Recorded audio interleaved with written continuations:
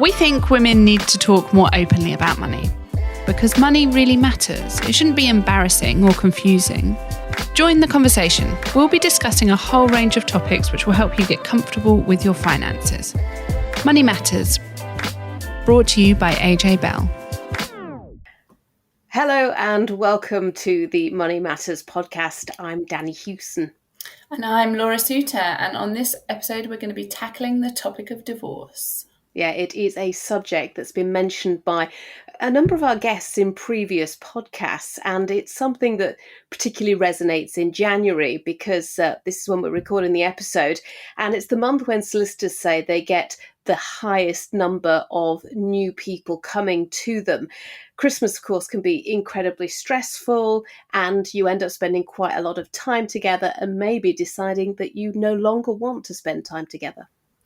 And divorce obviously has a big impact on both parties' finances, but it can be particularly difficult if one person has taken a bit of a back seat in terms of managing money or being involved in the finances throughout the marriage. And a survey that we carried out for the Money Matters campaign found that 32% of women didn't make the most important financial decisions themselves, highlighting that they could be less financially informed ahead of the divorce.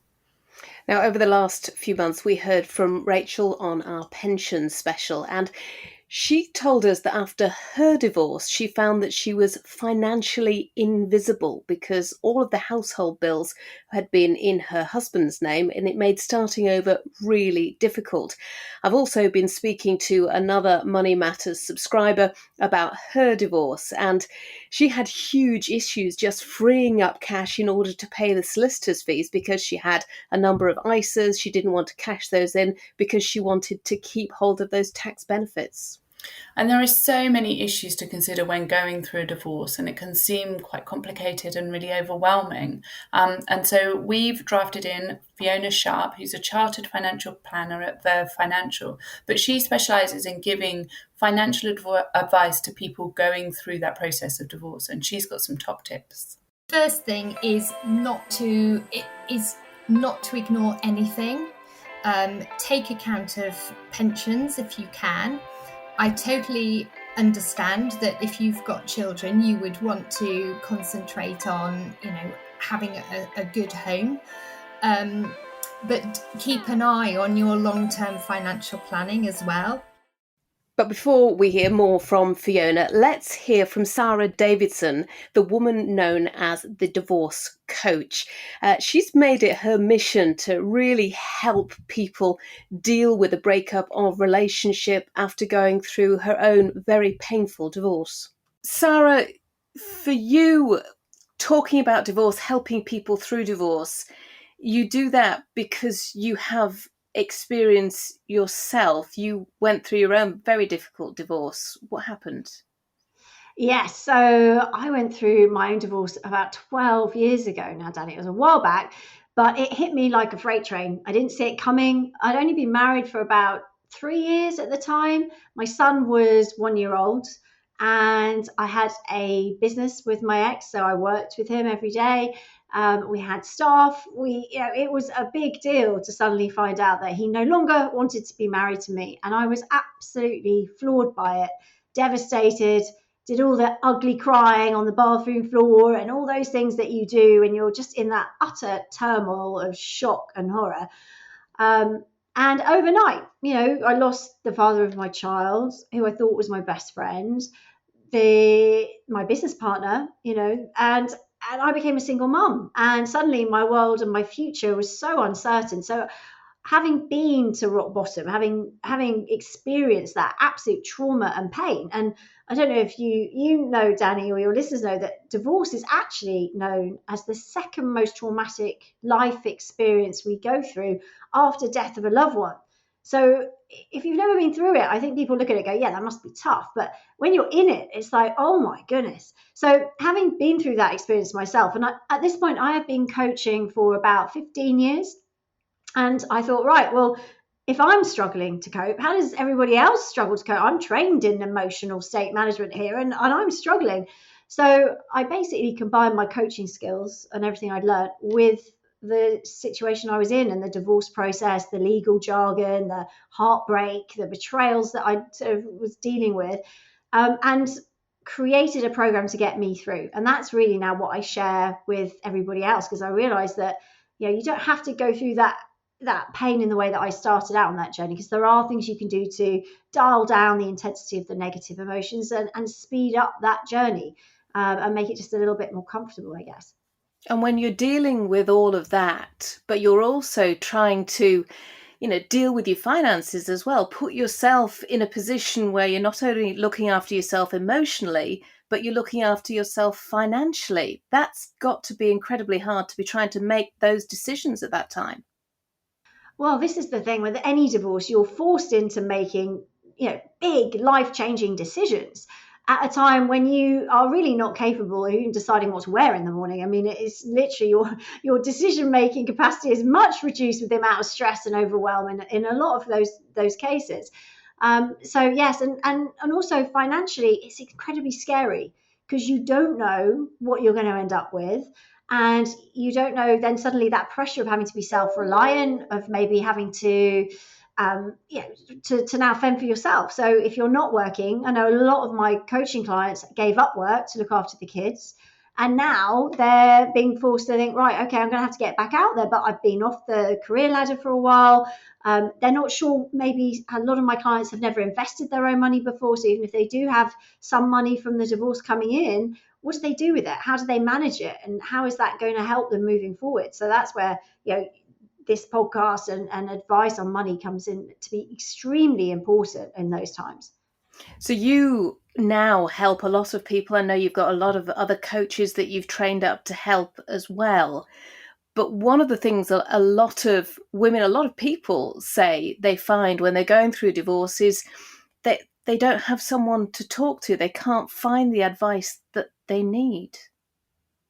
Yeah, and it is difficult because I mean I think if I'm going to generalize, don't want to stereotype, but us women tend to be able to speak more openly about our emotions. So we tend to talk to friends and family, but again that can be difficult. I have some clients who haven't told certain people in their lives because it's embarrassing. Maybe they're worried about the reaction. So again, it can be very hard. So creating your breakup support team going through a divorce is absolutely critical, and in that you do need to choose carefully the people you have around you. So you need friends and family, but the ones that you know that are going to support you and give you positive advice that's going to help you move forward. It's not like one of my clients recently whose best friend came over, they had a bottle of wine, chopped up all his clothes that were left there. That caused a lot of problems further down the line. So it's not that you can't be friends with your friends, but obviously choose the ones you go to for advice about your breakup really carefully. Again, getting someone to help you with the money stuff. If you don't understand it, it's scary, it's daunting, or even if you do and just don't know what the best path forward is to get someone who understands. Because having an expert on your team, whether that's to deal with money or the emotional matters that I cope with and my coaches do, it will dial down some of that pressure on you to solve everything. So that anxiety dial, you can dial it down, and that's what we're aiming for by getting a good support team around you with the right advice and answers to the questions that maybe you don't have right now, and that's okay. But having a team that can support you through that is going to be one of the things that's really going to make it a little bit easier for you. The last couple of years have been hard for everybody, but it does seem that the pandemic has made a lot of people rethink their relationship. They've probably had to spend more time with partners and husbands and wives than they have done in the past. Have you been particularly busy? Yes, I mean, unfortunately, in this busy time, January is always a busy time for people breaking up anyway. And that's because any time that couples spend quality time with each other, so without the distractions of maybe work or the school runs or the other day-to-day things that we get involved in, obviously that puts a little bit of pressure on the relationship. And if it's great, then obviously the relationship will thrive. If there's already cracks, then that's when they're going to widen. That's when it can really rock the foundations of a relationship. And unfortunately, with the pandemic, that's what we've seen. We've seen that people that have always been a little bit on rocky ground, but managed to paper over those cracks and get on with life. When you're forced to spend all that amount of time, and let's face it, it's been a lot of time just in the same four walls, I mean, for any relationship, it's going to put pressure on. And for those which were, rocky to start with, it's difficult. But then I've also seen, sadly, lots of healthy relationships that would have lasted the test of time start to experience problems because the dynamic shifted. So rather than both of them going to work, sorting out the kids, separate social lives a lot of the time, maybe, I've got a client at the moment, she's big into her tennis, her husband played golf. So it meant they weren't together that much. They loved each other. They had a great relationship. But when you take all that away and the dynamic is just, it's the two of us and we're sat here for, months on end, that unfortunately has caused irreparable damage. So again, it has been sad to see the increase in breakups recently, for sure. And coming back to money as well, of course, the stress of all the squeeze that we're feeling on our household budgets at the moment. People have had to deal with being on furlough, the uncertainty of whether or not their job was still going to be around. That's probably added to it. Yes, I mean, the pandemic has added an extra layer of anxiety, stress, and uncertainty, three things that us as humans don't generally cope brilliantly with, to all of our lives. So we're all dealing with that, whether you're in a happy relationship or you're single, whatever, we're all dealing with more anxiety. So then if you put tensions in your relationship on top of that, again, we can react in different ways. Maybe if things were a lot more relaxed and things were a bit easier, we may be able to work them through. Communication might be a little bit more relaxed, or we might be able to stand back and assess the situation. But at the moment, we're all just a little bit more on edge, which again works in a sort of circle, because when you're in the relationship, you're going to be more tense. So it's going to be more snappy, more arguments, potentially more stress. You're dealing with the finances right now. That puts so much pressure on everybody. And, it is difficult to navigate that in any relationship. So, yes, unfortunately, those pressures really are making a big difference. So if people are in that situation, if they're struggling with their relationship, maybe they've just started down the path of divorce, one person people always go to is usually a solicitor. But it is important not just to stop there. There is extra help out there for people if they need it. Yes, exactly. I mean, the emotional side of a divorce is something that needs to be dealt with. We often talk about the financial strain of going through a divorce, and they can be extremely expensive, especially if there's conflict. It can be incredibly difficult financially to navigate that path. But also there's the emotional side, and family lawyers are trained to take out the emotion. They strip out the emotion because that's not, in a court of law what people are looking at. We're looking at the numbers and we're looking at the facts and figures. Whereas as human beings, we're processing all those emotions. So the hurt, the pain, the overwhelm, the sadness, the fear of the future. And those, unfortunately, your lawyer might be able to reassure you and say, don't worry, we'll get through this.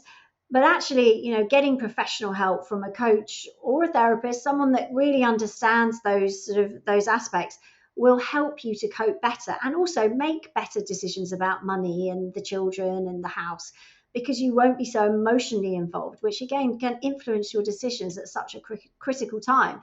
So that's where me and my coaching team come in, because we specialize in helping people with not just the emotional roller coaster, but also the practical side, like becoming a single parent or dating again, all those things that people think, oh my goodness, this is all my new world.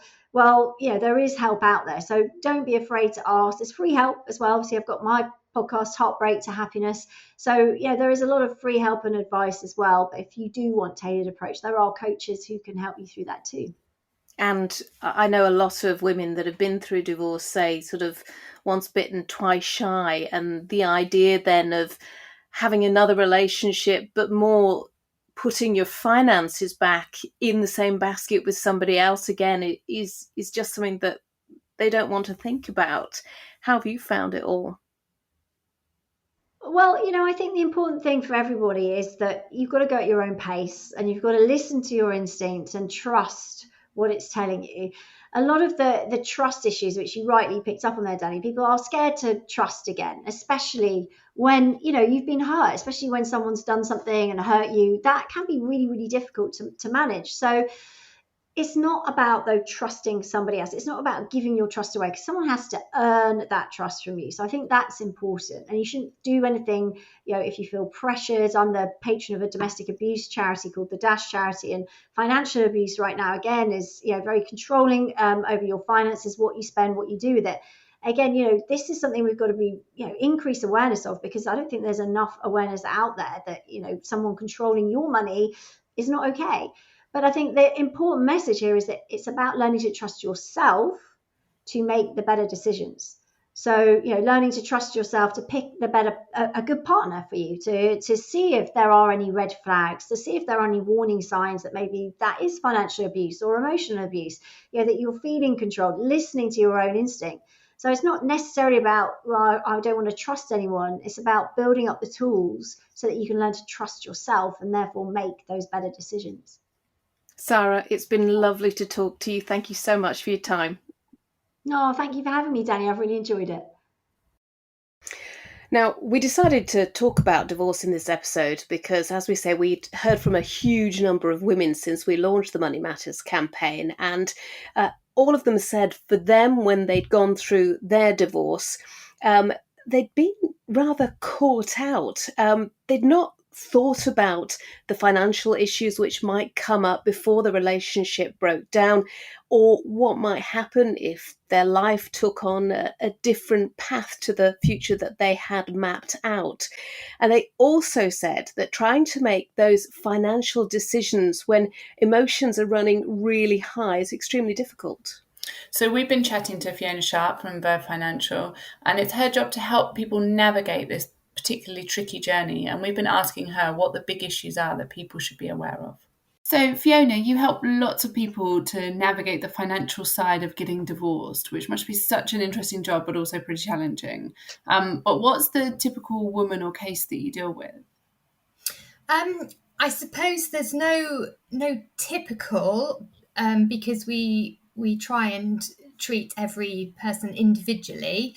But I guess it depends on which stage of life they're at. If they're divorcing when they're younger and they have children, then obviously the needs of the children are very much at the forefront of any potential settlement. Whereas later in life, and I have seen quite an increase of people who are divorcing later, it's about trying to find the best life for them going forward, really. So you talk there about kind of dealing with different generations of women. Have you noticed any differences in the kind of problems that they have between the older ladies and the younger ladies coming through, either in the common issues that crop up or in the kind of financial savviness of those people? Without wishing to stereotype, because everybody's different, I would say that ladies who are maybe older in their 70s and 80s who haven't managed money before might struggle with the family finances, taking over bills and working out, direct debits, what their budget is. But that's where we can help. A good financial advisor can sit down patiently and help them go through all of that, help them work out what they need, and how, just gently educate, I guess. Younger women who have been working tend to be a little bit more financially savvy, and so understand what bills are, direct debits, standing orders, etc. But, they've normally been juggling. They've been juggling the finance, house, work, children, and so may not necessarily know what the household finances look like. But I think there is a change coming through for sure.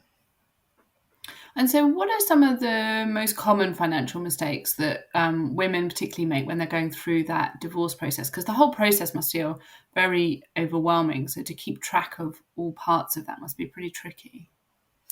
Yeah, I think the women that I've spoken to have, divorce takes quite a long time, or can take quite a long time, to come to an arrangement. And some women and some men as well, actually, feel as though they just want it over with, that they're fed up with it, and they'll just accept, whatever is on offer now, without thinking what the real consequences of that might be.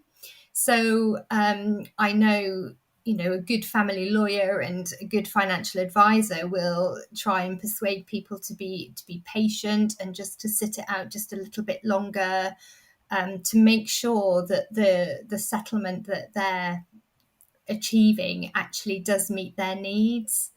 So I think that's one of the main issues, really. And so I think it's important to talk about pensions when it comes to divorce. So often a pension can be the largest asset that's going to be discussed in a divorce after a house. But quite often I imagine it's overlooked. People are much more focused on that bricks and mortar because it's where they live. Yeah. So are pensions still quite overlooked? I think they are. I read a statistic the other day that was in 12%. Pensions are only taken into account in 12% of divorces, which I thought was quite That's low. so low, isn't it? Yeah.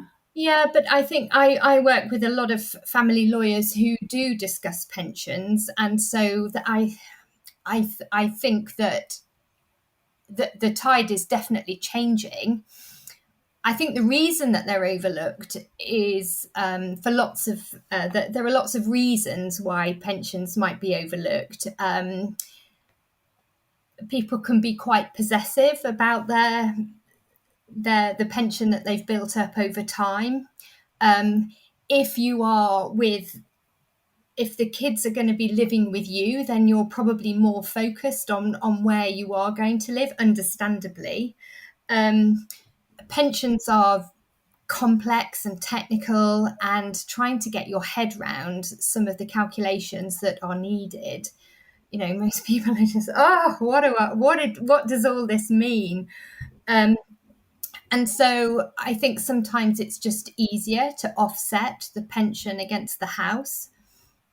One big mistake, I suppose, is trying to compare a house, which is a capital investment, with a pension, which is an income generating investment. And often people try to offset the value of one against the other, when in fact they're not a comparable value.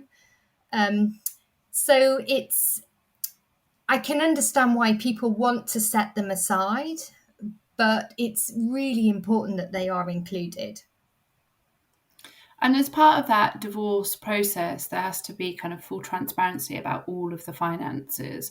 And people have to disclose what they've got in terms of savings, but also debt.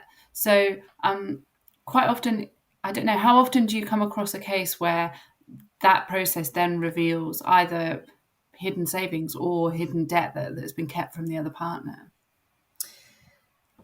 It's probably less so for me personally recently, but I know it happens.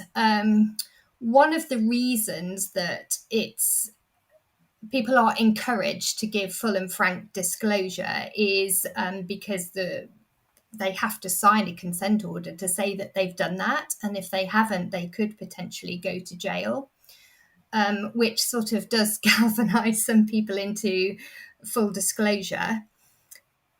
I would say that debt coming out of the woodwork is perhaps more common than hidden savings.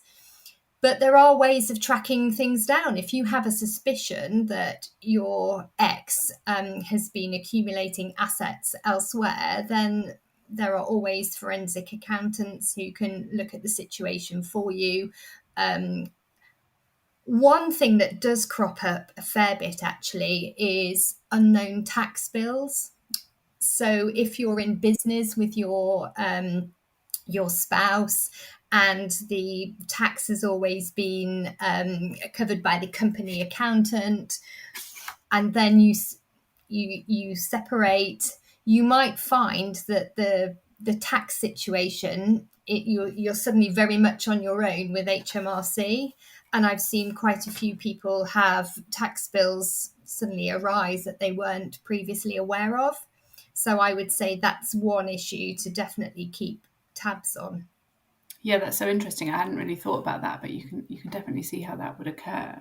Um, so, what's your biggest kind of financial tip for anyone who is going through divorce? What's the big area that people maybe overlook or don't focus on enough? Okay, I suppose I've got a few. The first thing is not to ignore anything. Take account of pensions if you can. I totally understand that if you've got children, you would want to concentrate on, having a good home. But keep an eye on your long-term financial planning as well. The second tip would be consider the timing of your separation.